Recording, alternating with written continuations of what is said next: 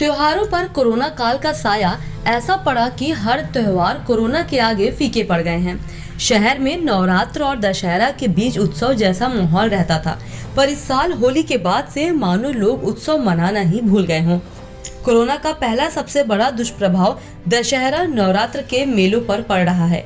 जालौन के कोच में दशहरा मेला मनाया जाता था, लेकिन इस बार कोरोना के आगे 60 फीट के रावण का कद 5 फीट हो गया है। इस बार परंपरा नहीं टूटे, इसके लिए सांकेतिक तौर पर 10 फीट रावण के पुतले का दहन किया जाएगा, जो गिने चुने लोगों की मौजूदगी में होगा। 180 सालों में पहली बार जनपद वासियों को 10 फीट का रावण देखने को मिलेगा। कोरोना काल ने परंपराओं को बहुत प्रभावित किया है। औपचारिकता के लिए रावण दहन किया जा रहा है।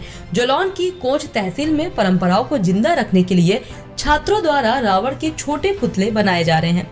रावण दहन में कोरोना काल के चलते 20 से 25 हजार की भीड़ न जुट पाने के चलते बच्चे परंपराओं को जिंदा रखने के लिए छोटे छोटे सांकेतिक पुतलों का दहन करेंगे। रामलीला समिति के अध्यक्ष रमेश तिवारी ने बताया कि 168 साल पुरानी परंपरा व अनुष्ठानी रामलीला कोरोना के चलते प्रभावित हुई है। दशहरा मेला में हजारों की भीड़ भी नहीं उमड़ सकती। स्कूली बच्चों ने छोटे छोटे पुतले बनाए हैं। मेघनाथ का पुतला 3 फुट और रावण के 5 फुट बड़े पुतलों से प्रतीकात्मक दशहरा मनाया जा रहा है। शासन द्वारा दी गई गाइडलाइंस के आधार पर वर्चुअल दहन और मंचन किया जा रहा है। अच्छा, आपने ये रावण मेघनाथ के छोटे छोटे पुतले बताए हैं, कैसे बनाए हैं और क्या परंपरा रही है? पहले कोच में बड़े बड़े पुतले बनाए जाते थे और लगभग 20-25 हज़ार की भीड़ हो जाती थी। कोरोना काल को देखते हुए और मेले के लिए हम लोगों ने छोटे पुतले बनाए हैं, जिसमें बांस, कागज, ताव इत्यादि चीज़ों का प्रयोग किया है, जिससे कि दशहरा मेला अच्छी तरीके से हो सके। कितना समय बनाने में लगा? लगभग 12-13 दिन। कितने साइज के पुतले बनाए हैं? मेघनाथ 4.5 फुट और रावण 9 फुट। रामलीला कमेटी के पदाधिकारी ने बताया कि कोरोना संक्रमण के चलते इस बार सांकेतिक तौर पर छोटे पुतले से प्रतीकात्मक रावण का दहन किया जाएगा।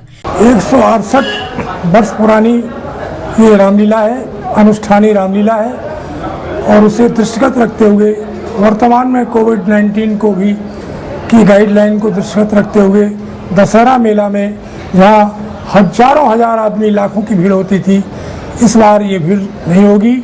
और रावण मेघनाथ के जो पुतले 25-25, 20-20 फुट के बनते थे, इस बार एक विद्यालय के स्टूडेंट छात्र ने स्वतः निर्माण करके छोटे छोटे पुतले बनाए हैं। मेघनाथ का पुतला 3-3.5 फुट का है, रावण का पुतला 5.5 फुट का है, और इसे प्रतीकात्मक दशहरा के रूप में हम लोग इसे संपन्न कराएंगे।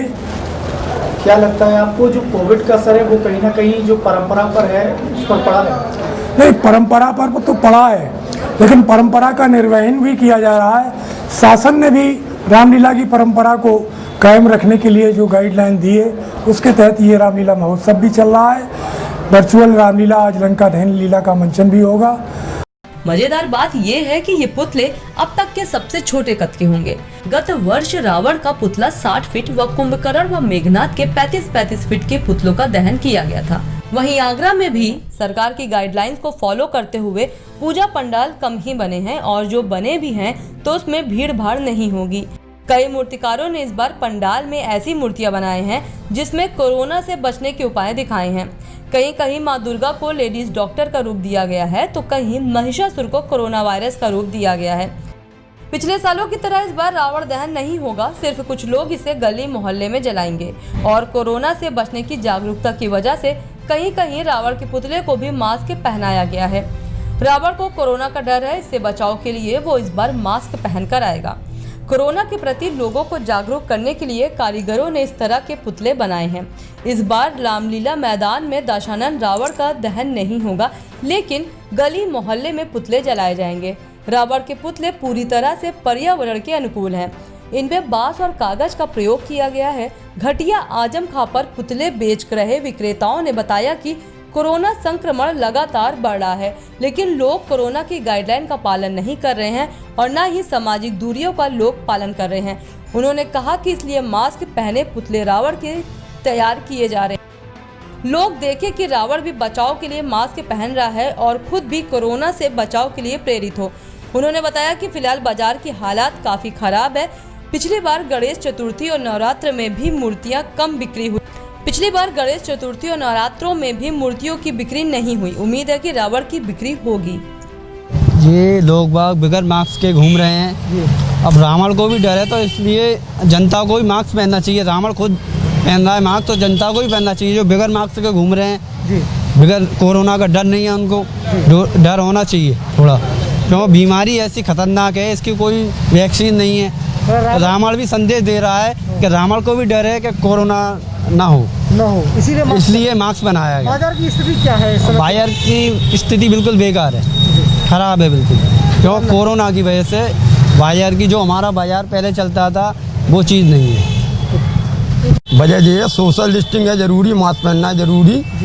मतलब हम जो संदेश देना चाहते हैं रावण के मूर्ति बना के, क्यों मास्क सबको पहनना चाहिए, क्योंकि कोरोना का काल चल रहा है, अभी बीमारी ख़त्म नहीं हुई है, इसलिए मास्क सबको ही पहनना चाहिए। जो संदेश देना चाहते हैं हम। जनता बिना मास्क के घूम रही है, कोई खौफ ही नहीं है, तो इसलिए रावण के जरिए हम ये संदेश देना चाह रहे हैं।